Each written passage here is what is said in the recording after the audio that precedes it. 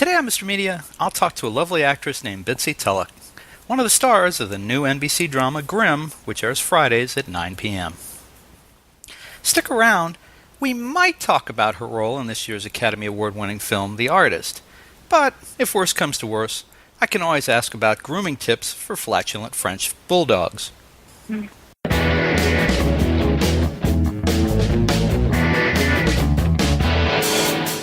Hey everybody. Today's podcast is brought to you by Audible.com, where you can get a free audiobook download at www.audibletrial.com/radio. You'll find over 100,000 titles to choose from for your iPhone, Android, Kindle, or MP3 player, including today's biggest bestsellers. Some I've read recently, Steve Jobs by Walter Isaacson. That's a great book. Life by Keith Richards. A lot of good stuff there. Anyway, audibletrial.com/radio. And speaking of good books, and I got to tell you, I've got a new one out myself this week. It's called Mind Over Business, and I wrote it with California sports psychologist Ken Baum. I hope you'll go and check it out.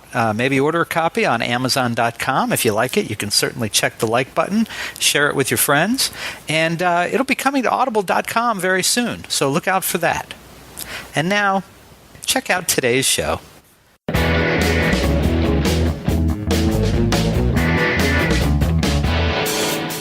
So much media, so little time.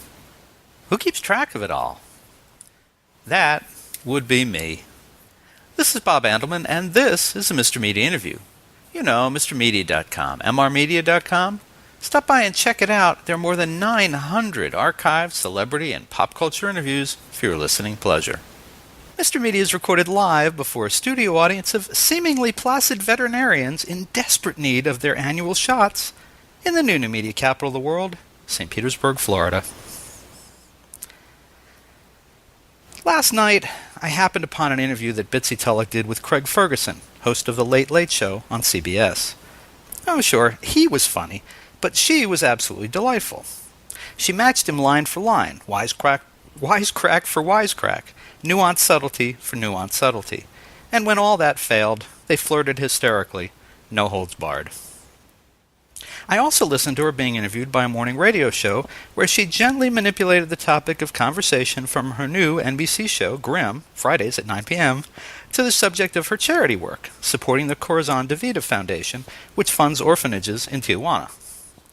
In yet a third chat, a video with thehollywoodreporter.com, well, I don't remember a word she said, frankly, just that her eyes were incredibly beautiful. Bottom line, if I had a son, I'd tell him to go out in the world and bring back a wife as beautiful, smart, sexy, and funny as Bitsie Tulloch. But since I don't have a son, I'm going to unabashedly flirt with one of the stars of Grimm and The Artist myself for the next 10 minutes and apologize to my wife later. I'll even mention that she has a new film, Caroline and Jackie, in which she shares billing with her Grimm co-star, David Gentoli, and hope that'll score me a point or two in conversation. Oh, hell, did I just say that out loud? Bitsie Tulloch, welcome to Mr. Media. That's quite the intro. Well, I had a good time doing my research. My pleasure. So, this is not the usual place I would start, but you really have the most remarkable eyes. But, I'm sure you've heard that before.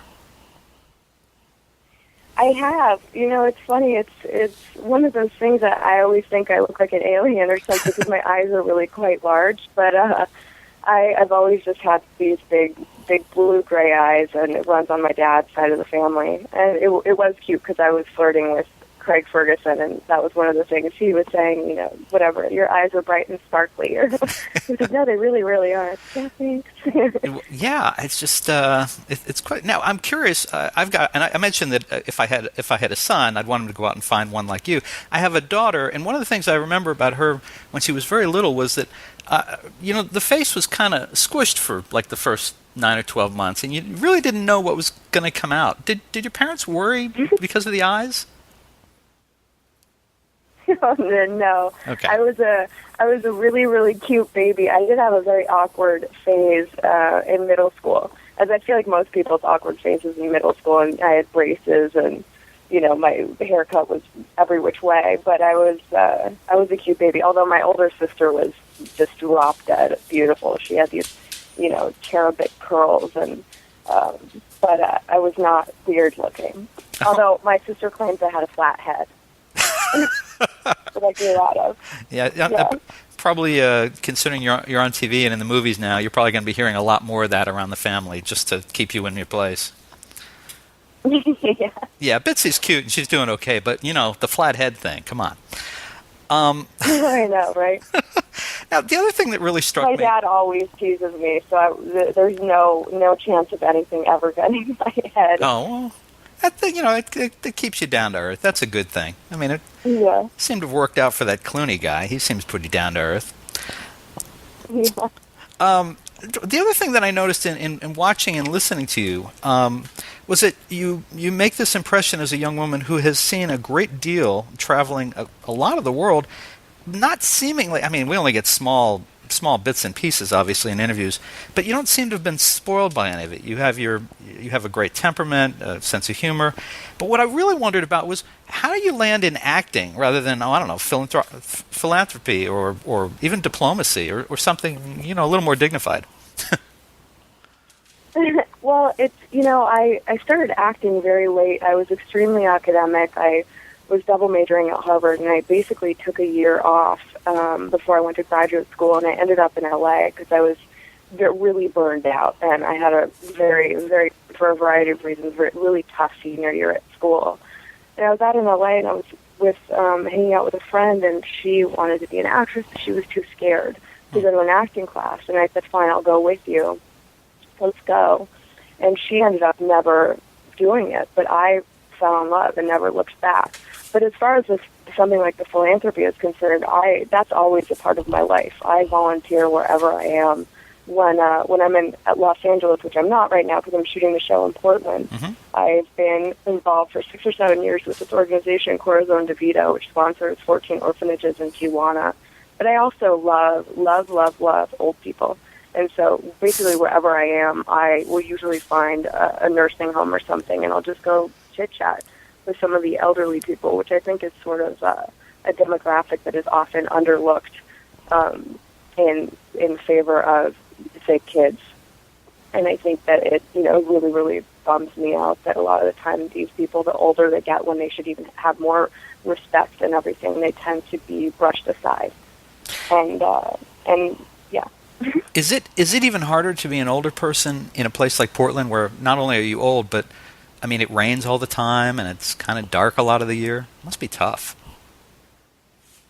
I don't know. Portland's really, really beautiful, and I always tease the Portland-based fans on Twitter because it doesn't rain as much as I thought it was, and it's not as gray as I thought it would be. So I was like, you guys are just trying to keep people out of your awesome city. It's really not that bad. That might be part of it. All right, so the NBC folks will kill me if I don't ask you a little bit about Grimm, of course.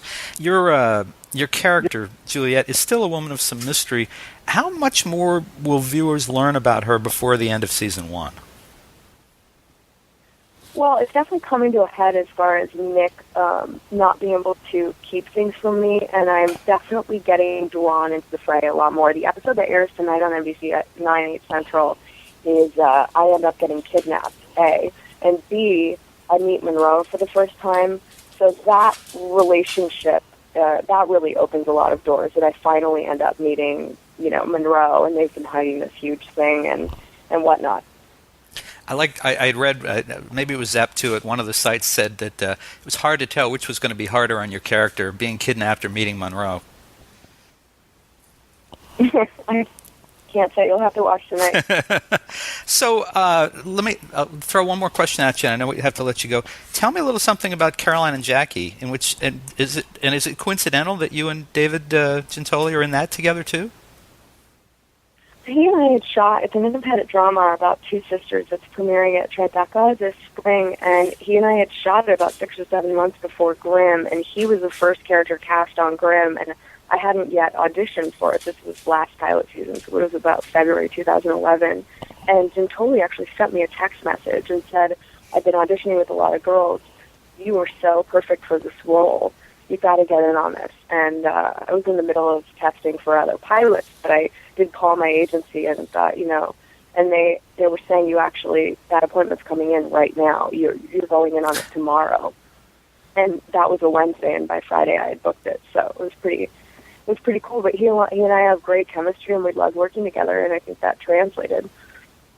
It's an amazing coincidence, especially at the start of what could be a long run on Grimm, that you guys already did this film together.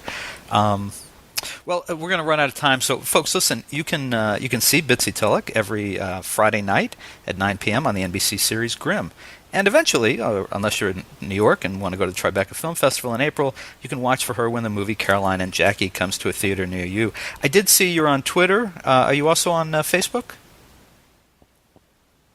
I don't control the Facebook pages. I'm not quite sure who does, but I do. I joined Twitter when the show was picked up, and every Friday that I'm not working, I will live tweet with the fans West Coast time under the hashtag GrimmLive or just my handle, which is @Bitsie Tulloch. So I definitely try to interact with the fans a lot.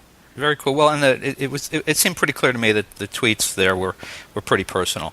Bitsie, good sport. Thank you so much for joining us on Mr. Media today. Thank you so much for having me. All right, take care. For more original interviews, surf over to our main website, mrmedia.com, mrmedia.com. If you've enjoyed today's show, subscribe for free to Mr. Media via email, RSS, or iTunes, and you'll never miss a show. Another good idea, download our new free Mr. Media mobile app in the Android market. You can also listen with a piece of string and a tin can in many parts of the internet. Show your support of Mr. Media by supporting our sponsors, including Audible. To download your free audiobook today, go to audibletrial.com/radio. Again, that's audibletrial.com/radio for your free audiobook. We're also supported by thepartyauthority.us. Call DJ Ira for all your party entertainment needs nationwide at 1-800-DIAL-DJs. Or visit their website, thepartyauthority.us. If you've got an idea for a guest, a comment on today's show, or would like to advertise on Mr. Media Radio, email me directly at bob@mrmedia.com, mrmedia.com. You can also call our 24-hour listener line at 1-727-498-4711. Some messages may be used in an upcoming show. And unless you live next door to Mr. Media, there may be a toll charge. You can also follow Mr. Media on Facebook, Twitter, or our new YouTube and Vimeo video channels. Thanks so much for joining us today. I always appreciate you sharing a piece of your day with Mr. Media. Thanks for listening. Thanks for watching.